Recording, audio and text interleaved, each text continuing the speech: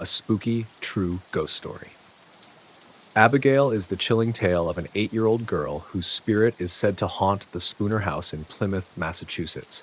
Her tragic life and mysterious death have made her story one of New England's most enduring ghost legends. The tragic life of Abigail Townsend. In the early 1800s, Abigail Townsend lived with her family in the Spooner House.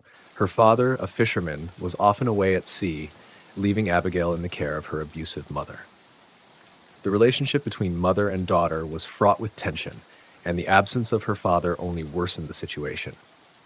When Abigail's father failed to return from a fishing trip, her mother's anger and despair turned violent. Blaming Abigail for her husband's disappearance, the mother's abusive behavior escalated. One fateful night, Abigail died under suspicious circumstances. Her mother claimed a severe tooth infection had killed Abigail. However, whispers around town suggested something far darker, that the child had been murdered by her mother in a fit of rage. The haunting of the Spooner House. Not long after Abigail's death, eerie occurrences began to unfold in the Spooner House. Witnesses reported seeing the ghostly figure of a little girl in the upstairs window, often playing with the shutters. The house, now a museum, remains a site of paranormal interest. In 2005, a team of workers arrived to renovate the building. When they knocked on the door, it was answered by a young girl in an old-fashioned white dress. She let them inside, but when the manager arrived and asked how they got in, the workers explained, "The little girl let us in." Confused, the manager replied, "There are no children here." A thorough search of the house revealed no trace of the girl, spooking the workers so much they quit on the spot. Abigail's ghost. Neighbors of the Spooner House have also reported encounters with Abigail. One woman claimed to wake up one night to find the girl standing silently at the foot of her bed. Legend says that if you stand in front of the Spooner House and call out, "Abigail, come play," you might see her spectral form appear in the upstairs window, watching, waiting. To this day, the Spooner House remains a chilling reminder of Abigail's tragic story, a tale of loss, abuse, and a spirit that refuses to rest. The story 2. This is the true story of the haunted painting, the most bizarre and frightening tale I've heard in quite a while. In February 2000, the haunted painting was put up for sale on eBay and an auction begun. Today, many wonder if it was a true story or a marketing ploy. Item 251888927 was its name on eBay, but it quickly became known on the internet as the Haunted eBay Painting. The item description in itself was bizarre. When we received this painting, we thought it was really good art. A picker had found it abandoned behind an old brewery. At HE time, we wondered a little why a seemingly perfectly fine painting would be discarded like that. Today we don't. One morning, our 4.5-year-old daughter claimed that the children in the picture were fighting and coming into the room during the night. Now, I don't believe in UFOs or Elvis being alive, but my husband was alarmed. To my amusement, he set up a motion-triggered camera for the nights. After 3 nights, there were pictures. The last 2 pictures shown are from that stakeout. After seeing the boys seemingly exiting the painting under threat, we decided the painting has to go. Please judge for yourself. Before you do, please read the following warning and disclaimer. Warning: do not bid on this painting if you are susceptible to stress-related disease, faint of heart, or are unfamiliar with supernatural events. By bidding on this painting, you agree to release the owners of all liability in relation to the sale or any events happening after the sale that might be contributed to this painting. This painting may or may not possess supernatural powers that could impact or change your life. However, by bidding you agree to exclusively bid on the value of the artwork with disregard to the last 2 photos featured in this auction and hold the owners harmless in regard to them and their impact, expressed or implied. Now that we got this out of the way, one question to you eBayers. We want our house to be blessed after the painting is gone. Does anybody know who is qualified to do that? Shortly thereafter, in response to questions about the piece, the sellers posted the following addition. The size of the painting is 24 by 36 inches, so it is rather large. As I have had several questions, hear the following answers. There was no odor left behind in the room. There were no voices or the smell of gunpowder, no footprints or strange fluids on the wall. To deter questions in this direction, there are no ghosts in this world, no supernatural powers. This is just a painting, and most of these things have an explanation. In this case, probably a fluke light effect. I encourage you to bid on the artwork and consider the last two photographs as pure entertainment, and please then do not take them into consideration when bidding. As we think it is a good idea to bless any house, we still welcome input into that procedure. After this description, there were 8 shots of the item. 2 were overview shots. Slightly left of center on the canvas, we see a boy of perhaps 5 or 6 with sloping shoulders and a heavy brow scowling at us. He is dressed as we would expect any early or mid-20th century middle or lower class young boy to be dressed. A blue t-shirt, greenish shorts, short socks, and shoes. His dirty blonde hair is cropped into a very short crew cut on his blocky head. His expression, his small, deep-set eyes and his slightly downturned frown, are the look of an alien, disdainful curiosity. You are not supposed to be here. To his right, propped against a window molding, or perhaps freestanding, it's difficult to tell, is a life-sized wooden doll girl. She's wearing a faded blue dress. She only has empty holes for eyes, but her mouth is articulatable and closed. In her hands, she's clutching what at first looks like some sort of tall bottle or canister tied with a string, but on closer inspection appears to be a tall battery, complete with little lightning bolt with mad, dangling clips. The two are standing on a street curb in front of a full-length window. The building behind them is completely dark inside, but reaching forth from the darkness, we can distinguish at least a dozen tiny hands. Some of the hands are lower, some higher, but none are higher than the 2 central figures. If these are indeed children's hands, some of the children are on the floor. It is not clear whether the hands are reaching for the window pane, the light, or the boy and the doll. 4 more shots were details of the boy's face, the doll's face, and the doll's battery, or whatever it is. But the last 2 shots were the ones that were supposedly made by the motion-activated still camera. They are clearly different from the daytime shots because the flash was centered on the boy being the central figure on the canvas, and because it's a rather large painting, the doll, who was, as I said, towards the left edge of the painting, is obscured by shadow, but the photographs clearly show that now her mouth is open. After the auction began, viewers started to report strange happenings whenever they tried to view the page. All of them, spectral voices, hot flashes, blackouts, and mind control experiences, are typical of mass hysteria. One man, a Native American spiritualist in Mississippi, claimed that the painting had evil in it, and after having viewed it on his web browser, he had to cleanse his house by burning white sage.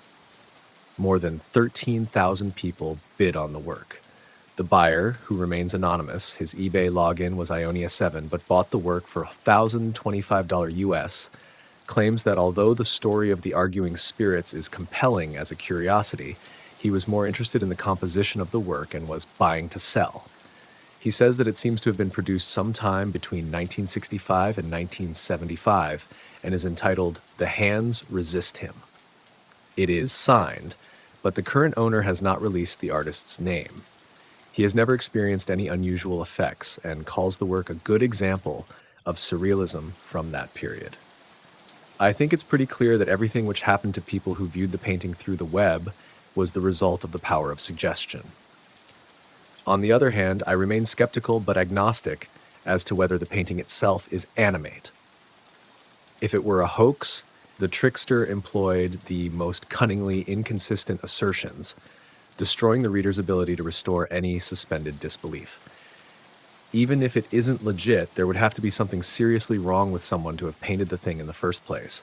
I mean, they would have to be fucked in the head quite badly. If you saw the work, you'd understand. It's just spooky. It is not at all surprising that it provokes such extreme reactions. The new owner of the painting claims he found an inscription on the back saying the title of the picture was "The Hands Resist Him." He also found a signature, but refuses to say who the painter was. He says he received thousands of emails from people claiming they were repulsed, made physically ill, and suffered from blackout mind control experiences just by viewing the pictures of the painting online. An exorcist-type voice, along with a blast of hot air, like standing in front of an oven door. Two friends crying after this experience and praying until a minute had passed and everything went back to normal. A new Epson printer that ate and mutilated page after page when the user tried to download images of this oil. The Native American who became so ill he had to cleanse his house by burning white sage. He warned me not to put this item around small children and that there is great evil contained here. As I recall, both the owner of the gallery where the Hands Resist Him was displayed and the art critic who reviewed it were dead within a year of the show. Seller, Mr. No Reserve. Winner, Ionia 7, price $1,025. The Story 3. Crazy Eyes is a spooky story about a teenage boy that goes to school with a quiet, weird-looking kid who has disturbing, bugged-out eyes and an unsettling way of staring at people. When I was in high school, there was one boy in my class who was very weird-looking. Most of the other kids were afraid of him, and everybody kept out of his way. He always kept to himself and never spoke to anyone. His name was Craig Igerson, but we gave him the nickname Crazy Eyes. He had the strangest eyes you have ever seen. They were large, round, bugged out, and disturbing. They didn't look human. It was as if they belonged to some sort of exotic reptile, like a chameleon or a lizard. During class, he remained completely silent, never asking or answering any questions. I got the impression that the teachers were scared of him as well. All he did was stare at everyone with his bugged-out eyes, creeping them all out with that unsettling gaze of his. One Monday morning, we had a media class. The teacher split us into groups and gave us the task of making a short film. Due to the luck of the draw, Craig was assigned to our group.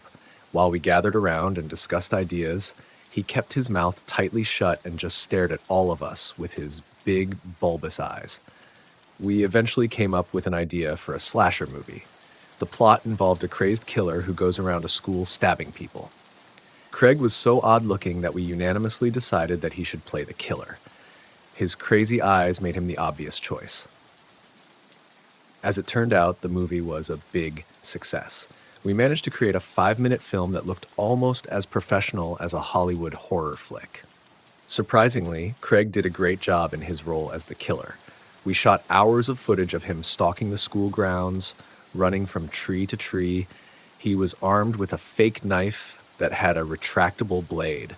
Then filmed him stabbing a bunch of kids who were playing the victims. They were soaked from head to toe with fake blood. Taking part in the movie really seemed to bring Craig out of his shell. He took to acting like a fish to water. When filming was complete, we all noticed a big change in his personality. Somehow it boosted his confidence, and although he still didn't talk very much, he held his head up high and seemed more sure of himself. On Friday, when we screened the film for the entire class, they loved it and started chanting, "Craig, Craig, Craig." That day, he was the most popular kid in the class, and he seemed to revel in the attention. However, when Monday morning arrived, Crazy Eyes Craig was nowhere to be seen. He didn't show up for school, and nobody seemed to know where he was. For the rest of the week, he was absent from school. That weekend, I was at home, working on an assignment for school. I overheard a report on the news about an attempted murder that had happened in our town. Shocked, I glanced up from my work, and when I set eyes on the picture they were showing on the TV screen, a chill ran down my spine. It was Craig. His humongous, crazy eyes stared at me from the TV screen as the news reporter continued with the story. Apparently, he had been stalking his next-door neighbor. She was a 16-year-old girl named Leanne. She, her younger sister, and her mother had been home alone while her father was away on business. The two girls stayed up late to watch a horror movie on TV, Nightmare on Elm Street. During the movie, they started to notice something strange. They opened a box of cereal and took 2 bowls into the living room to eat, but when Leanne went back into the kitchen, she found that the box was empty. When the movie finished, the girls went upstairs to get ready for bed. Leanne opened her bedroom closet and found Craig standing there holding a hatchet. He was dressed in her mother's clothes and had makeup smeared all over his face. He told her to be quiet and tied her up. Then he fetched her mother and her sister and marched them back to the bedroom. He tied them up as well and left all three lying on the floor. He told them he was going to bump them off and he'd be right back, so they had better start praying. The police said he went downstairs to ransack the house and steal valuables. While he was gone, the youngest girl managed to wriggle free of her bonds. She jumped out of the window and ran to a nearby house to raise the alarm. Within minutes, the police were breaking down the front door. They ran up the stairs with their guns drawn and found Leanne and her mother lying hogtied on the bedroom floor. There was no sign of Crazy Eyes Craig. The police freed the mother and daughter before conducting a search of the entire house. They combed the place from top to bottom but couldn't find any trace of Craig. It was as if he had vanished into the night. In fact, nobody had any idea where Craig was, and while he was still at large, no one in town could rest easy. The incident was a huge shock for our small town. Before that, it had been a peaceful, idyllic little place. Nobody ever locked their doors. That night, I watched my father screwing 2 sturdy deadbolts onto our front and back doors. On Monday morning, it was the talk of the school. None of the kids could believe what had happened, and everyone was terrified.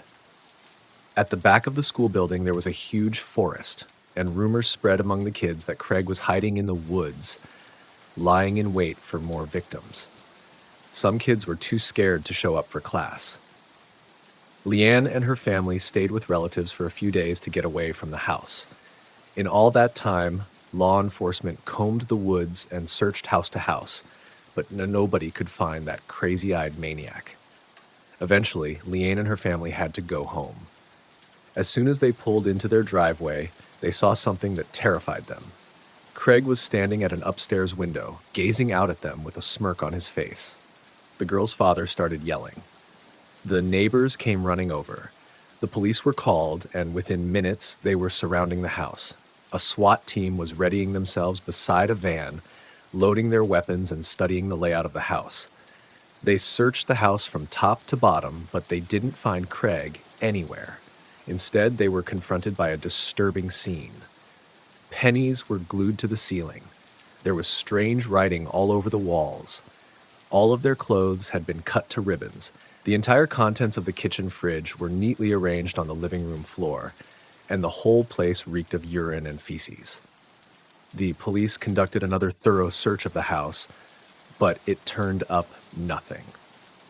Just when they were about to give up and go home, one of the cops mentioned that he thought he had heard a faint noise when he was in the basement. He said it sounded like it was coming from behind the washing machine. The SWAT team immediately reorganized and descended cautiously into the basement. With their guns drawn, they pulled the washing machine away from the wall. Curled up in a hole behind it, they found Craig. As it turned out, the truth was much more disturbing than anyone had imagined. Leanne and her family were horrified. For 2 whole years, Craig had been living in their walls. They found peepholes everywhere. While Leanne and her family had been sitting at home watching TV, eating dinner, taking a shower, getting dressed, going to the toilet, and sleeping peacefully in their beds, Craig had been there the entire time, silently watching them with his crazy bugged-out eyes. Thank you for listening to my video. If you enjoyed it, please like, subscribe to follow upcoming videos. Have a great day.